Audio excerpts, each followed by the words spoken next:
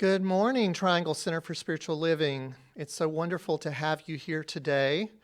I have a few announcements. My name is Jim Rigsby, and we just welcome you here. We're so glad to have you in our audience today. And so I'll start with some announcements. So far, we've received 49 responses to our Coming Back survey. If you have not yet filled out the survey, please do so. This will allow our leadership to hear where the community stands and what you are willing to do and need from us as we begin to come back together in person. It's a really short survey and should not take you very long to complete it, and we thank you ahead of time. Reverend Dusty and the Leadership Council continue to talk about our reconvening plan. At this time, after looking at all of the science and all of the data and going within and listening to our inner divine wisdom, we are choosing to be on the side of safety for all of us. We will be honoring the stricter guidelines for the time being. We will be sending out a summary of the survey and our reconvening plan soon. So right after service today, join us 10 minutes following the end of the service for our monthly lunch bunch. The link was sent out on Wednesday in our weekly newsletter, and it is the same link you've used today if you're watching us on Zoom right now. And so, so join us on Zoom for that. Join us on Saturday, June 20th at 7 o'clock for virtual bingo. Be on the lookout for more information to come. It's sure to be a fun time. I have a financial update for the end of May. Our total collections were $12,611.58. Our total revenue was $14,089. So our total expenses were $12,432.79. So our net revenue was $1,656.59. We also received $13,091 from the Payroll Protection Plan. This money must and will be used for 2 months of our payroll. So that is all of our announcements for now. I'd like to invite up our licensed practitioner, Heather Abbott.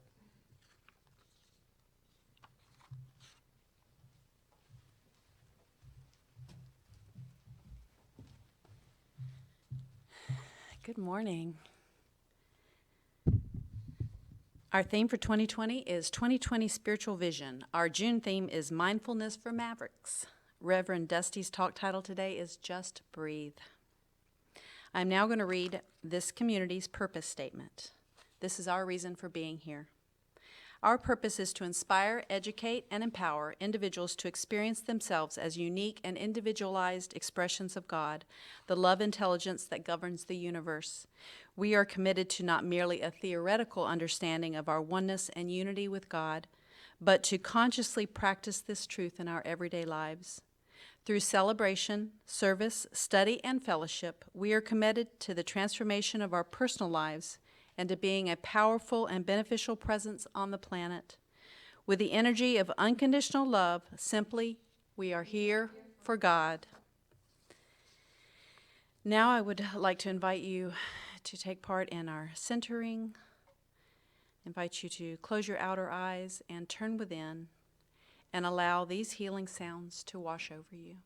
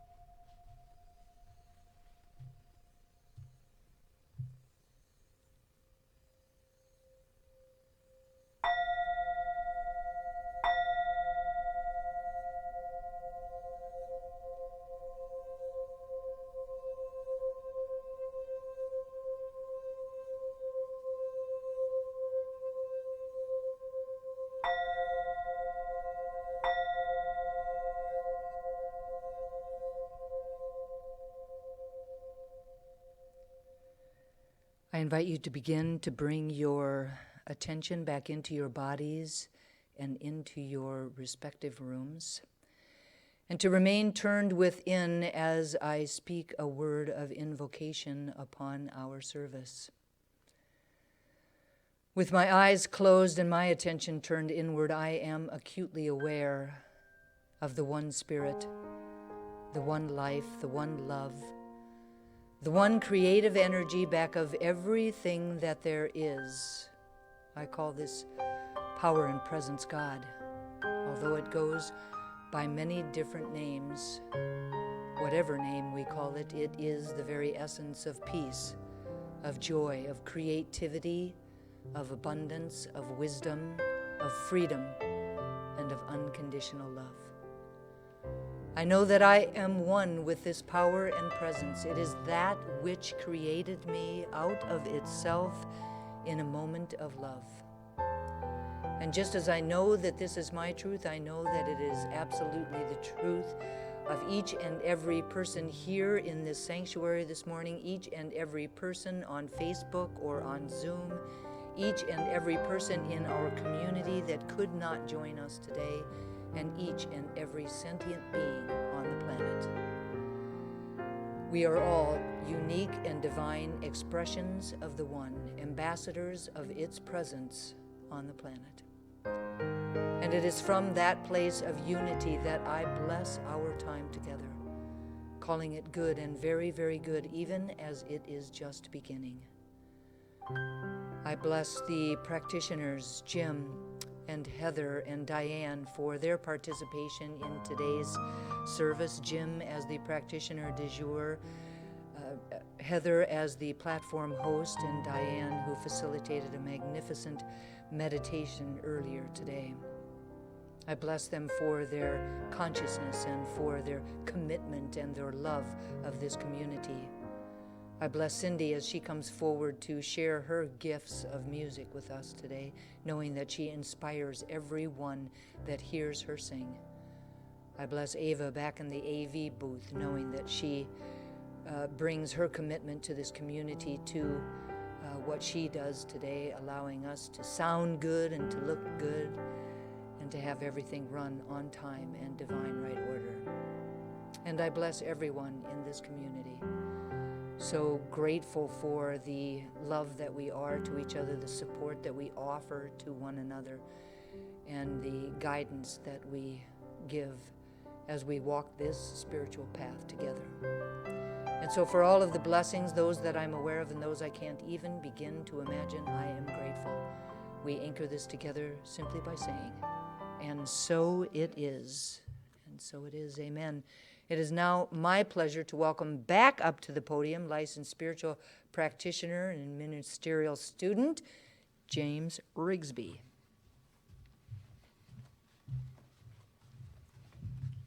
Nobody calls me James except the doctor and the government. So I'd invite Diane to come up and help me with the blessing of all faiths. This is our time to recognize the diversity of all religious paths, one God, many paths. The Triangle Center for Spiritual Living honors the diversity and threads of truth that run through all spiritual paths as represented by this ceremony. Christianity is the path of Christ consciousness, love, and forgiveness. Buddhism is the path of compassion and understanding. Judaism is the ethical path of living by sacred law. Baha'i is the path of unity and peace. Islam is the path of submission to the will of God, the highest calling. Confucianism is the path of deliberate tradition. Taoism is the natural way, the path of ultimate reality. Native American practice and shamanic traditions are the paths of primal spirituality. Shintoism is the path of tribal ancestry. Hinduism is the path of knowledge, action, and devotion. Science of mind and spirit is the path of the divine principle of love and law. And the heart represents the one heart, the one love that resides at the center of all people and all beings everywhere with no exceptions. May peace prevail on earth through the followers of all paths. And so it is. So it is. Thank you, Diane. The reading for today is from 5 Ways to Unleash Your Maverick Spirit by Hassan Khair. He says, "You might not think of yourself as a maverick, but hopefully you'll recognize that everyone has the ability to tap into their independent spirit, to channel their superpowers, and step into their greatness. You don't have to be famous or be an established entrepreneur to live the world through your eyes and have your own personal impact on this world. You just need to find the courage to explore and be determined to follow through on what you believe. And if you can do that, then you really are a maverick at heart." So if you just join me in turning within as I speak a word of blessing today. Knowing and feeling spirit is that one presence, that one power back of all things, that it so lovingly creates creation, the universe, all of us. And I know I am one such creation, created by it out of love. Knowing that I am a unique expression of it, I know that this is true for me and must be true for everyone else. Every person, everything, every sentient being is an expression of the divine, unique in every way, perfect just as they are, loved for whom they are, without any need to change. And so from the space of unity and oneness, I speak a word of blessing today on Reverend Dusty, knowing that as she comes forward, that Spirit moves through her to inspire us, to guide us, to speak to our hearts and our minds and give us peace in our souls, and that we are forever changed. And I speak a word of blessing on Cindy Johnson as she comes forward with her beautiful gift of music, with her beautiful sounds that she creates, knowing that it inspires us and changes us forevermore. So I am grateful for all of this, knowing that we are blessed, and so it is. So I'll turn it over to you. Welcome, Cindy Johnson.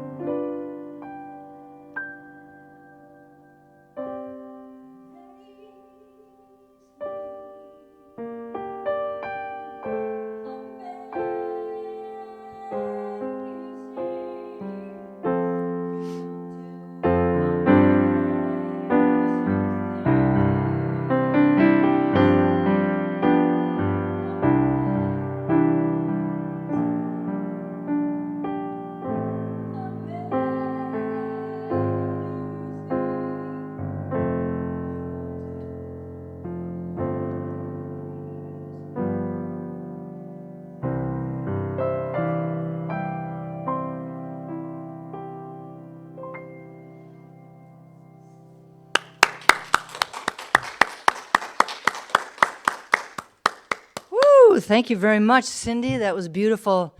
Welcome to those of you who may have just jumped onto Facebook Live or to Zoom. We are very grateful that you have chosen to join us this morning. The theme for the month of June, where did the time go, is mindfulness for mavericks. And as so often happens, as we move into a new month with a new theme, I have chosen to begin my talk today having a conversation around the theme itself so that we can all be on the same page as we move through all of the Sundays during the month of June. Mindfulness is a state of active, open attention to the present. It is the basic human ability to be fully present, aware of where we are and what we are doing, and not overly reactive or overwhelmed by the activities that are going on around us. To live mindfully is to live in the moment rather than dwelling on the past or anticipating the future. To be mindful is to observe the thoughts, feelings, and sensations that are in our bodies in an objective manner without judging them as being either good or bad. Mindfulness can therefore be a tool that we can use to avoid self-criticism and judgment while identifying and managing what can be sometimes difficult emotions. Mindfulness encompasses two key ingredients: awareness and acceptance. Now, awareness is the knowledge and ability to focus on one's inner processes and experiences, such as the experience of the present moment.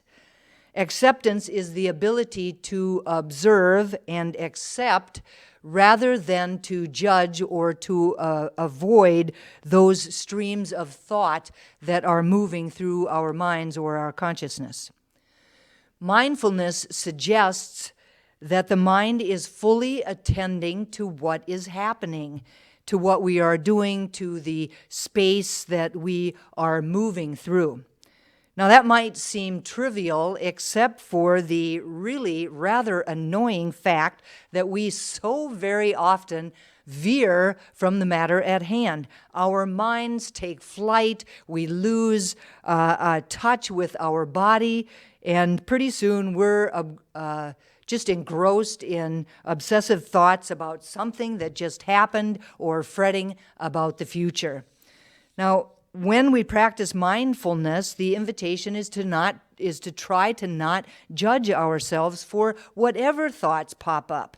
The invitation is to simply notice the judgments that arise, to make a mental note of them, and then to let them pass. We could also recognize the sensations that arise within our body because of those emotions, and to let those sensations pass as well. Mindfulness is a natural quality that we all have. It's available to us in every single moment of every single day if we would just take the time to appreciate it. It's not something that we have to conjure up. We just have to learn how to access it. When we practice mindfulness, we are practicing the art of creating space for ourselves, space to think, space to breathe, space between our reactions and ourselves. We don't need to buy anything. We can practice anywhere. All that we need to do is to devote a little bit of time and energy and space to accessing our mindfulness skills every day. Mindfulness isn't a temporary state of mind that we come to when we're meditating and then vanishes for the rest of the day.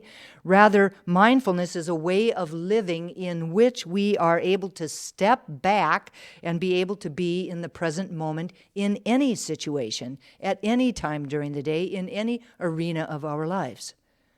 Now, awareness of the breath is the foundational exercise for learning mindfulness. It's a popular starting point because everybody can learn to access their breathing. It's something that we can always access. Now, there's no way to completely quiet our minds. In fact, that's not even the goal in mindfulness. There's no bliss state or otherworldly communion. All we're trying to do is to pay attention to the present moment. And the moment that we recognize that our mind has wandered, we can consciously bring it back to our awareness of the breath. This is mindfulness. And the more that we do this, the more that we take ourselves back to our awareness of the breath, the more likely that we are to be able to do it again and again and again in any situation. Mindfulness doesn't eliminate stress or other difficulties. Instead, by becoming aware of the unpleasant thoughts and emotions that we might have, we have more choice in how to handle them in the moment, and a better chance of reacting calmly and empathetically when we are faced with something that in which we experience stress or a challenge of some kind. Now, of course, practicing mindfulness doesn't mean that we will never get angry. Rather, it allows us to be thoughtful in how we want to respond when we are angry, whether that's calmly and with empathy or perhaps occasionally with measured anger.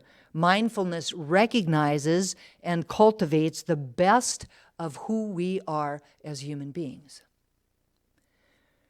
A maverick is an individual who shows independence of thought and action, especially by refusing to adhere to the policies of any particular group that he or she might belong to.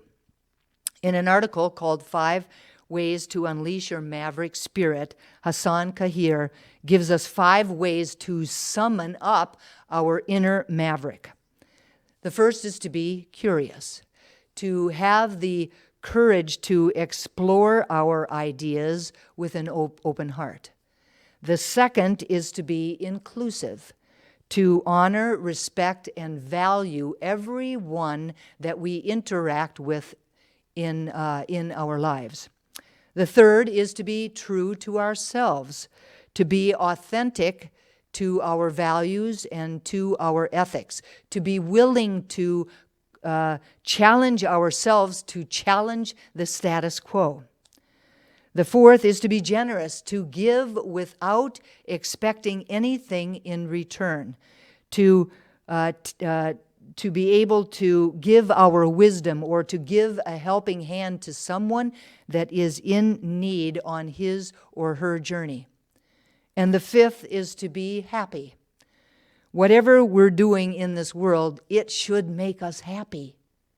That's the ultimate goal. It should make us happy. The invitation is to take stock if we are not enjoying our life, and to consider asking ourselves, what is the nature of my resistance? What is the nature of my resistance to being and expressing the innate joy that is within me, the resistance to allowing myself to experience happiness?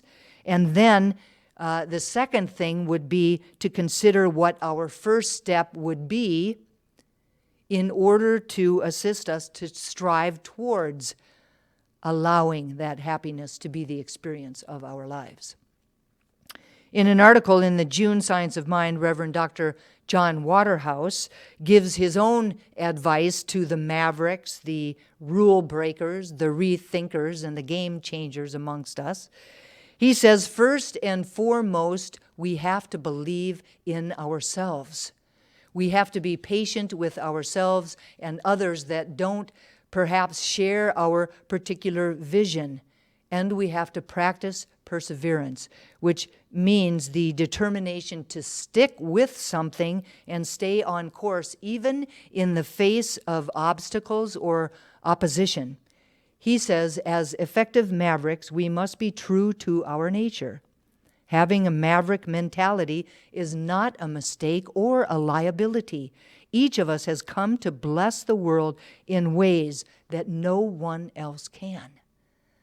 He also said that mavericks find blessings in every situation, learn how to be comfortable with uncertainty, stay grounded, and remember the truth of their being no matter what. Mavericks find success by keeping their focus clear, their hearts open, and committed to achieve the outcomes that they champion. Our newly elected spiritual director of Centers for Spiritual Living, Reverend Dr. Edward Vilhune, says, "A maverick is a person who thinks and acts freely and independently, often quite differently from the expected or usual way. They do this not to be disruptive, but because they have an idea that lies outside the group mind. Science of Mind teaches us to rise above group norms, to think independently, and to mindfully rely only on our permanent immersion in what Ernest Holmes would call the thing itself. Freedom to think creatively and to question if the way of the group is the way we wish to go are hallmarks of being a metaphysician. In today's fast-paced world of social media, influencers, and trends, we must be mindful of what we allow to shape us. Rather than go the way prescribed for us by others, let us nurture and appreciate the maverick within, which is not and cannot be defined by the world." It's beautiful. I think it's absolutely beautiful. My talk title today is Just Breathe. Breathing is life. The ebb and flow of the inhalation and the exhalation is life sustaining itself. Breath is used in the Bible as a powerful symbol of the life-giving presence of God. Like God itself, the air we breathe is invisible, it's odorless, and it's tasteless. It cannot be perceived unless it moves. It is usually peaceful and still. However, it is a reservoir of very enormous power. The breath of God is the power and life of God. It is that which was breathed into us, that which was imparted into us, into all living creatures upon creation. From that moment on, each living creature has possessed the life of God, that spark of the divine in our physical body. Spiritually, everything has to do with breathing. When we learn to breathe deeply, we become much more aware of our constant connection with our spirituality, with the divinity within. Breathing is also a method or a technique that helps us to process, to shift, and to evolve.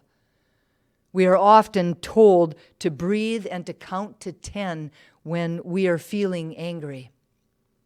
The vocalist breathes in particular ways to give rise to song. The pregnant mother is taught to breathe in a particular manner that aids in the process of childbirth, and the meditator is invited to connect to their breath as a way of centering themselves. Breathing and the concept of breathing are equally important for life and the idea of living life fully. And yet, we all, individually and collectively, often hold our breath when we're in fear or hurt or angry or stuck. We close ourselves off from inhaling the inspiration that we so need and from exhaling that which we no longer need. It's not lost on me that this talk title comes in the middle of a collective experience of a pandemic that targets our respiratory system. It's not lost on me that this talk title comes just 2 weeks after George Floyd was killed, despite numerous cries that he could not breathe.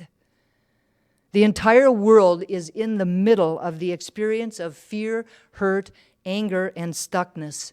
and we are all collectively holding our breath.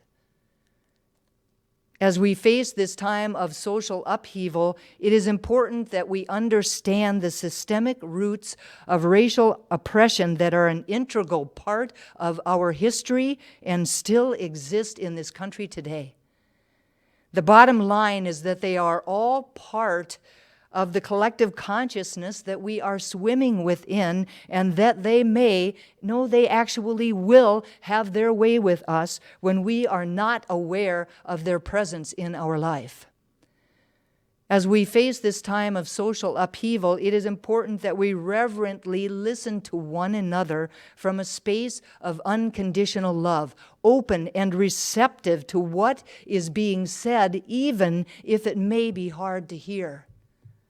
We can never really know another unless we take the time to actually ask the questions and to listen for and to the answers as they share their thoughts, their concerns, their desires, their fears, and their dreams. As we face this time of social upheaval, it is important that we do the inner work to reflect on who we are and what we stand for individually and collectively, and be willing to let go of anything that does not serve a world that works for everyone. In order for things to change in the world of form, change must happen within us first. As within, so without. As we face this time of social upheaval, it is important that we allow ourselves to admit to ourselves and each other who we have been in the matter of white privilege, whether consciously or unconsciously, and be willing to gently forgive ourselves and begin to speak out against it. If we are not actively speaking out against it, we are complicit in it.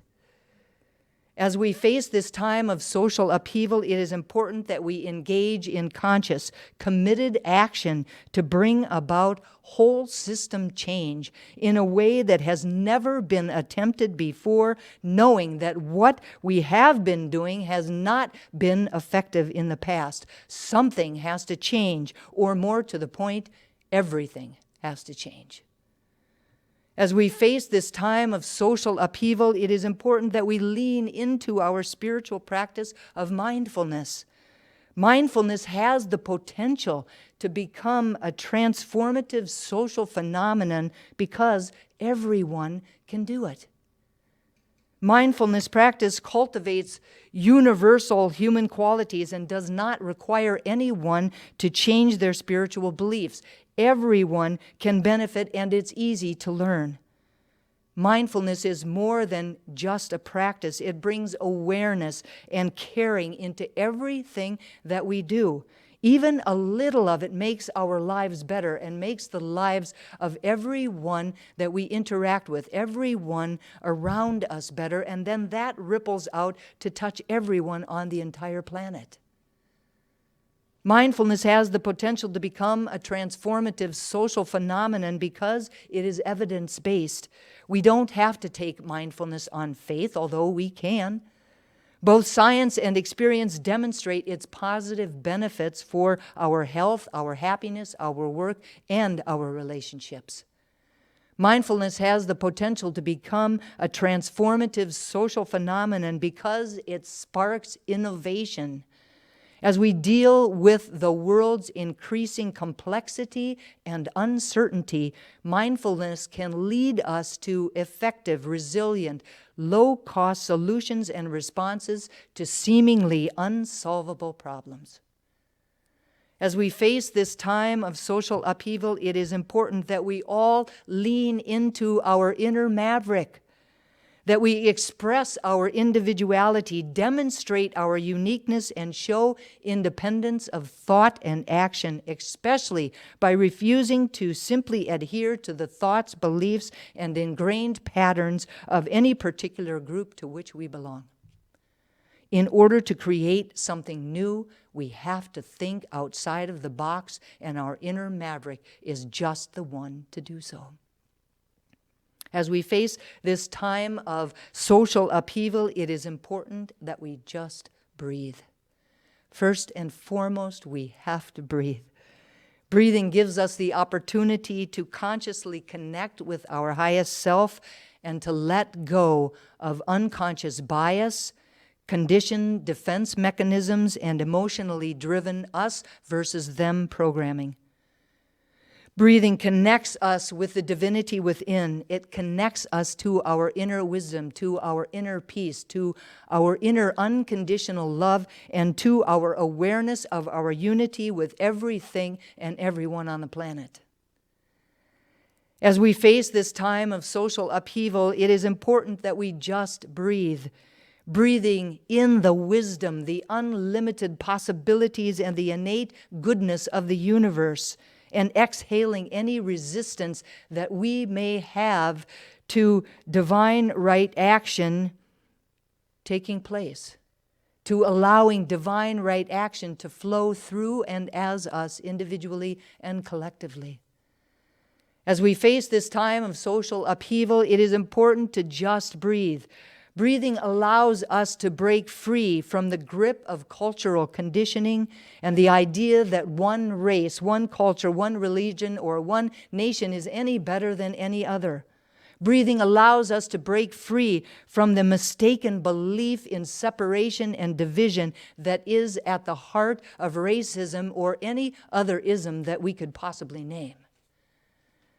As we face this time of social upheaval, the invitation is to just breathe, to take an individual and collective breath and realize that this cannot go on, that we have no idea on the human plane how to solve the social upheaval that we have been experiencing in some form or another since the beginning of time. The invitation is to just breathe and know that this problem cannot be solved, as Einstein said, at the level of the problem, that we have to turn to our higher power for clarity and wisdom, and then to apply whatever comes through. Now, this is not to say that spiritual practice is a substitute for the hard work of social justice reform. It is not to say that it is a substitute for rapid structural change, new legislation, comprehensive training for everyone, and widespread accountability. These things must happen. It is, however, the right and perfect initiating point to support the creation of something new in the world. Our society will never become an outer expression of the highest ideals that we have within us until the people living in the society consciously align with those highest ideals that we were created in the image and likeness of. Craig Hamilton, in an article called "Can Meditation Help Us Address Racism?" says, "Indeed, when engaged wholeheartedly, authentic spiritual practice can propel us into the kind of exemplary human life we all aspire to. A life marked by wisdom, love, kindness, courage, compassion, sensitivity, creativity, generosity, and immense spiritual power and inner strength. This is the potential of a truly awakened life. And I believe that the more energy and commitment we all devote to this possibility, the sooner the world will become an expression of this potential." I leave you this morning with a statement that was created by the Spiritually Motivated Social Engagement Committee of the Centers for Spiritual Living. It is called "Racism in the United States. Centers for Spiritual Living Calls for an End." We are grieving lives that ought not to have been lost. George Floyd, Breonna Taylor, and Ahmaud Arbery are the most recent in a list of countless unnamed African American and Black people who have been murdered for the color of their skin over the past 400 years in the United States. Too many generations have suffered, and it has never been and is not now acceptable. We denounce racism in all its forms: the starkness of unapologetic intentional racism, the racism of silence in the face of injustice, the systemic racism inherent in our education, justice, income, and opportunity inequality, and the racism that lies hidden in our individual hearts and minds. We envision a world where personal responsibility joins with social conscience in every area of the political, corporate, academic, and social sectors. We value a community-wide climate of safety that arises from compassion, justice, mutual respect, and kindness. Therefore, we join our founder, Dr. Ernest Holmes, who, echoing the words of Dr. Martin Luther King Jr., said, "You and I should form the habit of taking definite time each day to contemplate and affirm peace with justice, for there is no peace possible without justice. But faith without works is dead.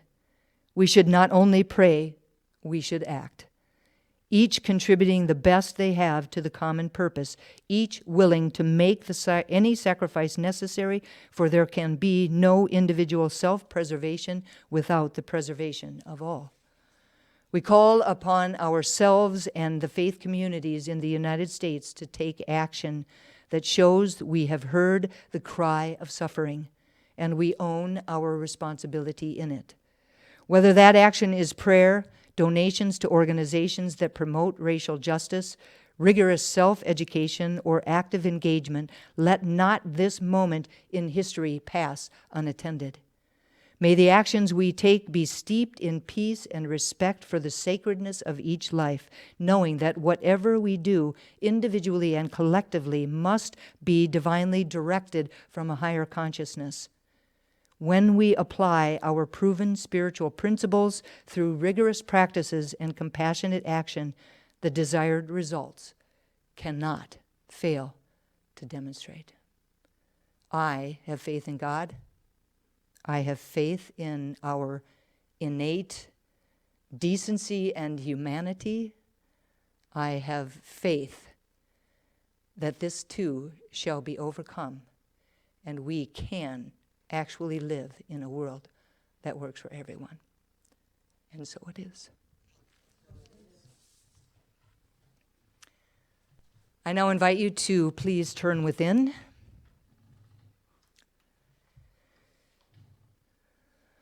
To allow ourselves to take a deep collective breath.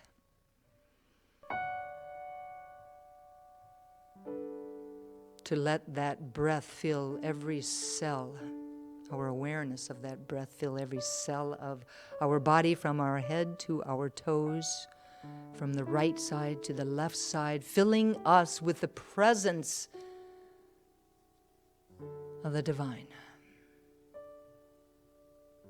More to the point, filling us with an awareness of the presence of the divine, for the divine is always present within us.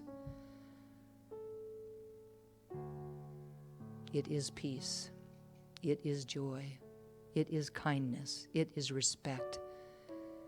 It is acceptance. It is unconditional love.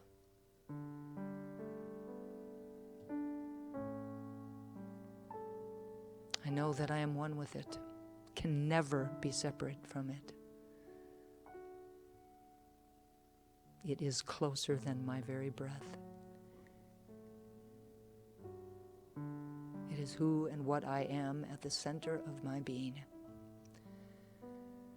And just as I know that this is my truth, I know that it is the truth of each and every person listening to this talk, each and every person in our community, each and every person and sentient being on the planet.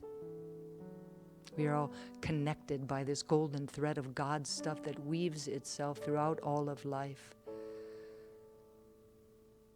creating a unity, one united human family, because at our core, we are one. And it is from that place of unity that I speak these words about and for each of us. Truly knowing that we are spiritual beings having a human incarnation, that we were imbued on the day we arrived on the planet with everything that we need to live a spiritually informed life. A life that emanates from the heart of who we are, a life that emanates from the unconditional love that is at the center of our being. I claim ease and grace for each of us around choosing to live that life, choosing to do whatever it takes to live that life and to allow everyone else to live that life in their own unique way.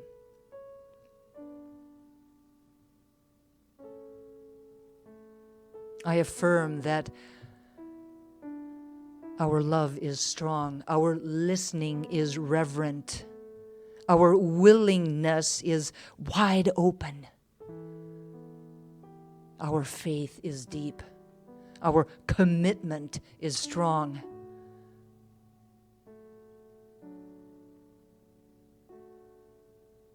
That we have the courage to stand up for what we know is right.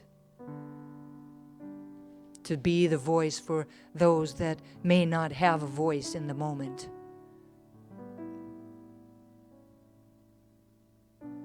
To bring forward the highest and best of who we are individually and collectively to everything and everyone on the planet in a way that shines our own light and allows others to shine theirs too, knowing that there can never be too much light.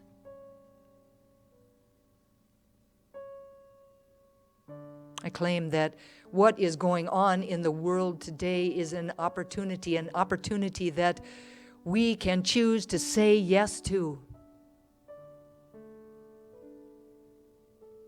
An opportunity to make the changes within that are necessary, to make the changes that are without that are necessary,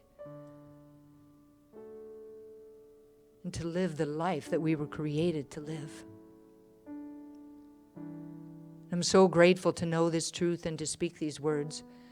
So grateful for the power of prayer, knowing that these words are loosed into a law that only ever says yes. That they are clothed in form even as they are spoken, and so I speak them with all the love in my heart. I release them, fully expecting them to demonstrate. And I simply invite everyone to anchor this prayer for themselves and for each other, for our community and for the planet, simply by saying, "And so it is. Amen."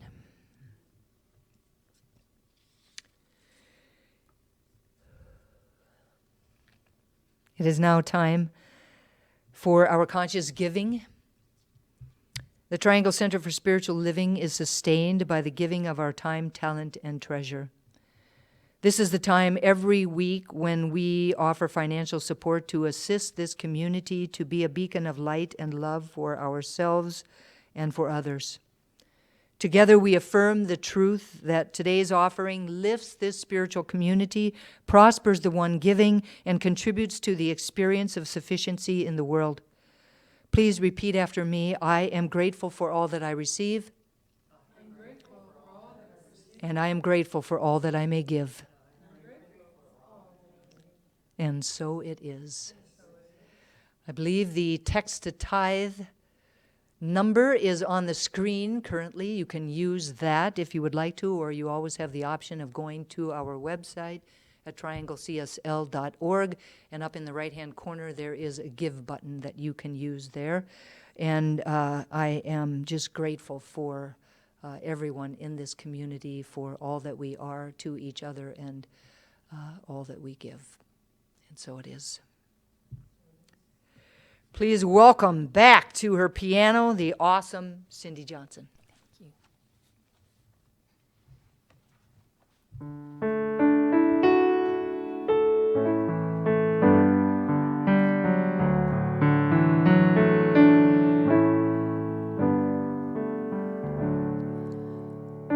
When I watch the news, it makes me cry for all of the anger I see. So many souls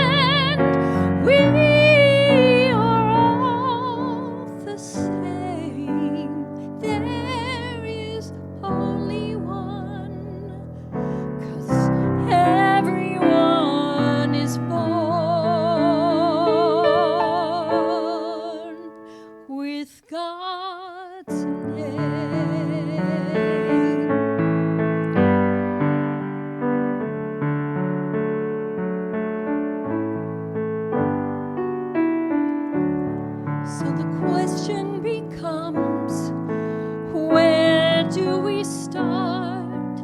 How do we heal so much pain? The answer is clear. We open our hearts and let love wash away every stain. 'Cause peace in our time begins with a smile, with one open hand. And when we teach by example, the world is sure to understand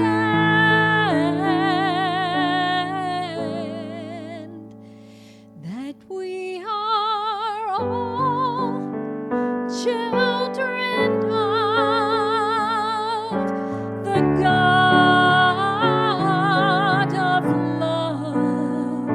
We are all meant to be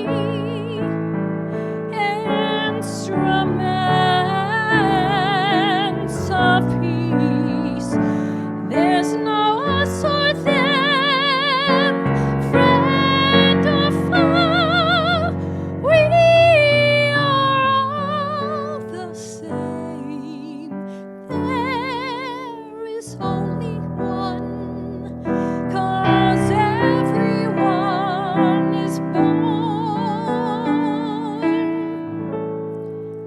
with God's name.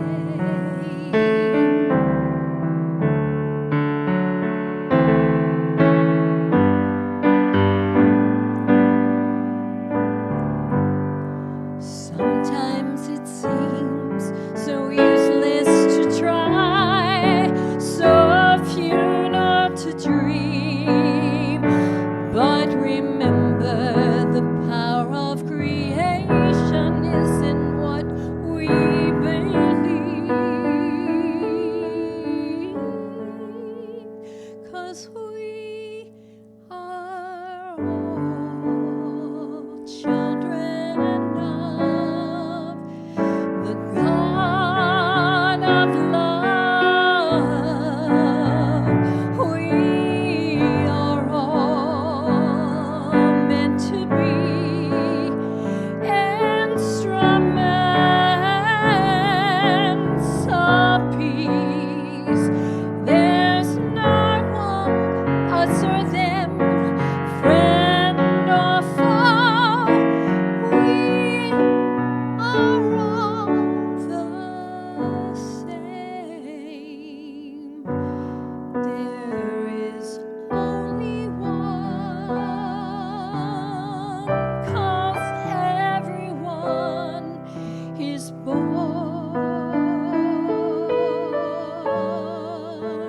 with God's name. With God's name.